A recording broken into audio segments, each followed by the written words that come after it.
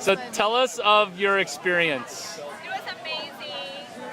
Larry is really good at touching the right places. He knows also joints, very efficient. He doesn't go all over and waste time. Very productive. But Where are you? Where are you? I'm in Sheraton pool party. The weather is amazing. The weather is amazing, isn't it? Yeah, I feel like I'm in Southern California. Nice. How do we reach out to you? Do you have a Twitter? Yeah, I do, but I use more Facebook. Okay, Facebook. 0. So Larry Chiang Engineering Entrepreneurship on Fortnite is the hashtag LCEEEF, and it's October 3rd through October 11th in Austin, Texas. And if you want to reach out to me on Twitter, I'm at Larry Chiang, CHIANG, and use the hashtag LC, my initials, 3 E's, EEEF is in Fortnite, because it's like a shout out to Abraham Lincoln.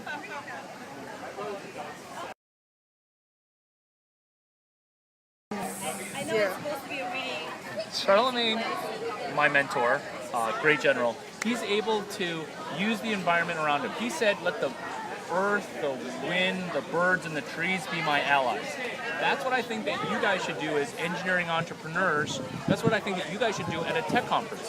For example, June 19th. For example, July 26th. If you Google these dates, in addition to the name Larry Chiang, you'll be able to see how I leverage environments that are around. And that's what I'm doing with Larry Chiang Engineering Entrepreneurship Fortnite, is doing an ACL-themed sequel-prequel in the same way that I co-founded UT Austin Startup Week right before South by Southwest.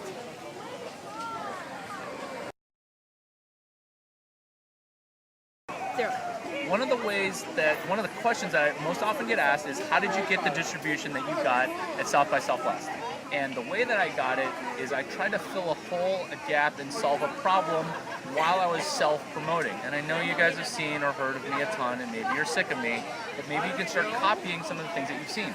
This is what I do. I solve a specific problem. If you're having an entrepreneur mixer, why not invite VCs and have them pay, like John Teo? Why not have them pay and then give them their deposit back? That's the Larry Chiang reverse rebate model, LCRRM. I'm posting down more down below.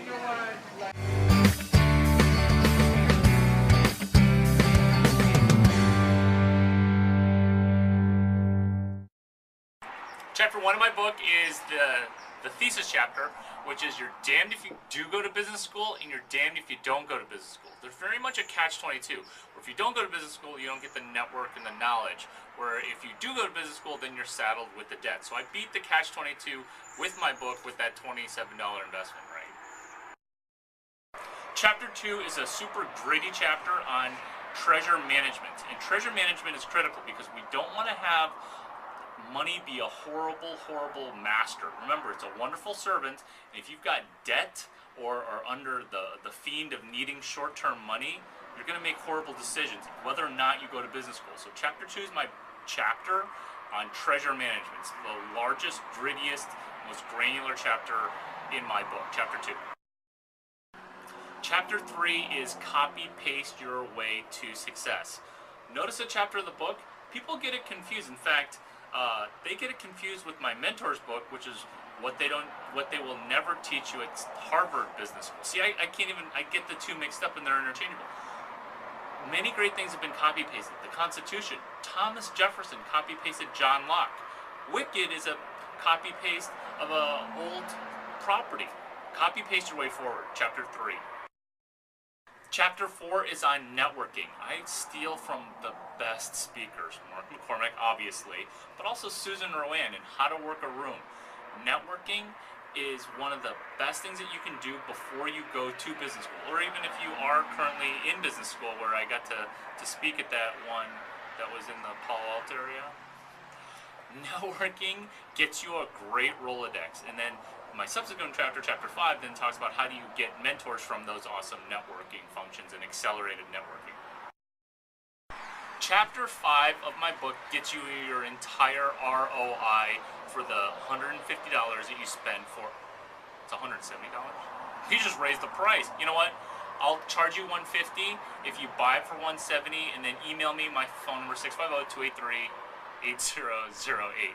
Chapter 5 is my chapter on mentorship. I talk about superstar mentors, cohort mentors, junior mentors, and also default mentors. Chapter 6 is on sales, and what I do is I take 20 years of sales experience and I boil it down into 20 pages. And I also mention a handful of movies that are all about sales, because why not make one of the most impossible things for most people to do fun? Referring to movies. Also, do you know that 80% of CEOs have some type of sales experience? I talk about sales in a fun way, and it's in chapter 6. Chapter 7 of my book is the most scandalous and fun chapter. It's chapter 7, my chapter on sex. And basically, I solved literally 3,000 years of sexual sex problems in the workplace, okay, in just 20 pages. So if you want to be entertained and soft porn isn't available, read my chapter 7. It's the chapter that Tiger Woods didn't read when I think he was, I think he went to Stanford, did he not? I think he did. Chapter 8 is my chapter on getting lucky and the karma of getting lucky. Because I believe that karma can be tracked, measured, and channeled. And what I mean by that is there's an algorithm, I think, to hacking karma, to how to get lucky. So those are some of the things I explore in my chapter 8 of what they will never teach you at Stanford Business School. Chapter 9 is my personal favorite chapter. It completely pays homage to my mentor, Mark McCormack. Chapter 9 is about how everybody is a little bit entrepreneurial. And I also call it my chapter 9 because it's asinine, where if you don't own 100% of you incorporated, you're kind of dumb. And asinine's about 9 types of entrepreneurs where everybody's a little bit entrepreneurial. So that's my chapter 9 on entrepreneurship. Chapter 10 is about the lies of business and how to interrogate to get to the truths of it. Not only does it refer to Mark McCormack, my mentor, but also John Reed, who's the father of modern interrogation. And the lies of business are explored. It's a chapter all centered around how people misrepresent the truth and how to get to the core of what a person means, what they're trying to communicate, what they're hiding, and all the intricacies of lying in business. If you read one chapter in my book, read the failure chapter, how to fail forward. That's my chapter 11. And what I mean by failing forward is people who are successful, they're never successful because of some talent or ability. It's always how they weather a storm. It's always how they move forward from just a horrible circumstance and how they actually leverage it and use it as a springboard. That's my chapter 11. It goes over how my baseball coach talks about how he doesn't want to watch you pitch a good game. He wants to see how you bounce back from a crappy game. And believe you me, I had 1 or 2 of those. Chapter 11 is my chapter on failure. Chapter 12 is my chapter on that actually helped get me in to help teach a class at Stanford on technology entrepreneurship, and that is street smart. In fact, if you want to boil down Mark McCormack's books, what they don't teach you at Harvard Business School, what they still don't teach at Harvard Business School, what they'll never teach at Harvard Business School, it's all about being street smart and coupling street smart with academically smart. So that's the method that you want to go ahead and approach, combining both academic smarts and street smarts.